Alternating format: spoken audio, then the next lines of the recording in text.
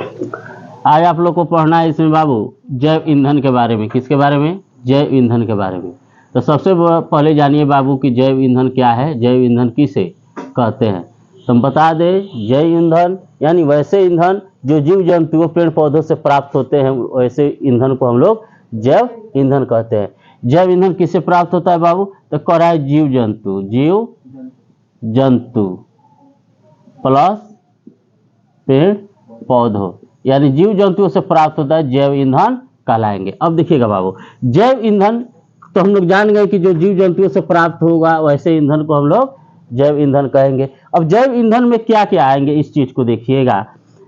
इसमें आएगा bio diesel आएगा, बायोगैस आएगा, फोसिस फ्यूल आएंगे और कोल पेट्रोलियम आएगा। एक कोल पेट्रोलियम कहने का मतलब बाबू इसमें कोयले से प्राप्त पेट्रोलियम को हम लोग देखेंगे। कह रहा है फोसिस फ्यूल का अर्थ होता है जीवाश्म ईंधन। बायोगैस के बारे में देखेंगे, बायोडीजल के बारे में।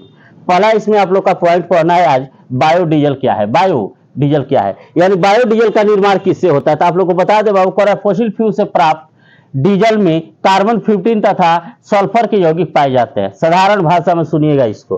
कह रहा है बायोडीजल यानी डीजल के निर्माण कहां से होता है? तो जीवाश्म ईंधन के द्वारा हुआ है। किसके ईंधन से? जीवाश्म ईंधन के। कह रहा है जीवाश्म ईंधन से प्राप्त हुआ है। कौन क्या प्राप्त हुआ है बाबू? तो डीजल प्राप्त हुआ है। क्या प्राप्त हुआ है? डीजल। और इस डीजल में बाबू कार्बन 15 पाया जाता है और कार्बन 50 के साथ साथ बाबू सल्फर के यौगिक पाए जाते हैं, सल्फर के यौगिक पाए जाते हैं। कह रहे इनका निर्माण कैसे होता है, यानी बायोडीजल का निर्माण कैसे होता है। बायोडीजल के निर्माण के लिए यहाँ पे एस्टिकरण के द्वारा किया जाता है। बायोडीजल का निर्माण किससे होगा बाबू? तो एस्टिकरण के द्वारा। किसके करण के द्वारा? एस्टिरीकरण के द्वारा तैयार होता है। तो वास्तव में एस्टिरीकरण क्या है इस चीज को देखेंगे हम।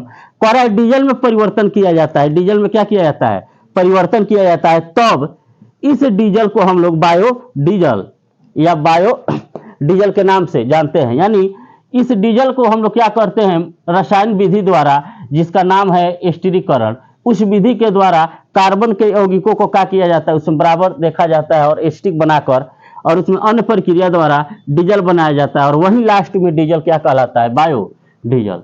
ध्यान से, बायोडीजल आया कहां से? तो जीवाश्म ईंधन से। तो जीवाश्म ईंधन से क्या बनाया गया? बायोडीजल। बायोडीजल में क्या क्या पाया जाता है? कार्बन 15 और क्या पाया जाता है जी? सल्फर। क्या पाया जाता है? सल्फर पाया जाता है। डीजल, बायोडीजल बनता कैसे है? तो एस्टिरीकरण के द्वारा। बायोडीजल कैसे बनता है जी? एस्टिरीकरण द्वारा। याद रहेगा। Thank you.